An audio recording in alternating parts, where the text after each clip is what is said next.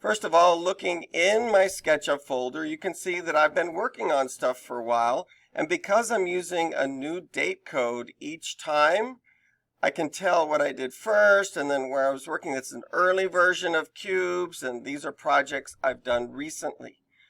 I really like this. It helps me a lot. If I want to go back to an earlier cubes, it's very easy. I don't have to open half a dozen things. You'll notice that we do have a preview in this file, and so that will tell me right at a glance if this is a good cube for me to look at. Yes, it shows all four and even the model on top. You can change this to icons if you're really looking to like, oh, I need to find that one, and you're like me and you save lots of versions, then that is what it's going to show. But notice that with, let's see, I just saved one of them. You can see a preview, but this is a backup file. Those don't count. Let me go back to the details again, and you'll see that we don't have an updated one for each one of these. Sometimes it's a few hours ago that it was saved. So don't rely on those. In fact, once you know that, yep, that's a good one, it's okay to sort by type and remove your backups. Let me undo that.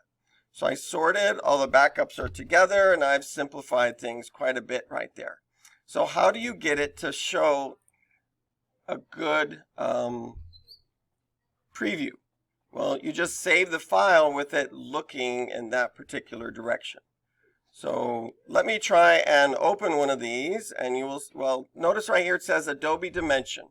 How many of you have had that happen to you? A few, more than just a couple here and there.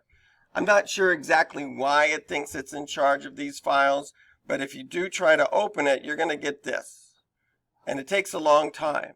So let's fix it. Right-click on any of your Sketchup files and say Open With. We're going to need to choose another app because yours probably won't say Sketchup. Click on Always Use this app in order to switch it so that it knows which program is in charge of these files. You will need to go to More Apps and again look for another app and find Sketchup. It'll put you right here in Program Files. You just got to go down to the S's. It just has one SketchUp version, and then go find the actual SketchUp. And when you do that, all these little icons will change, and you're good to go. Okay? So let's take a look at this one right here. If I save this and then turn it in, the preview is only going to show that I got one cube that looks about right, but I have no idea about the rest of them. I'm going to zoom out using my scroll wheel, hold down Shift and the middle mouse wheel, and pan. You need to be able to get around this way, okay, very easily. If you want to be different, you could put them in the other order. Orbit that way. Then you save the file, and when you give it to me, I'll be able to tell at a glance if you were in the right ballpark.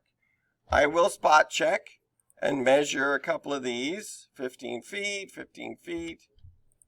Across the bottom, yeah, looks good. That's 100 because the file name is correct and you've got your 4 cubes. If they're stacked, great. If not, I will still give you 100. But knowing how to select and group and stack these on top of each other, that's a skill you're going to need for our assignment. There's another thing that will allow us to save a point of view. If you go to View, Animation, we can add a scene. That literally is just a viewpoint. So anytime I want to now, if I'm in here and working on something and I want to go back to my main point of view, there it is. I can even have more than one and easily make a movie where it'll export a high quality MP4 video that shows off your model from different angles.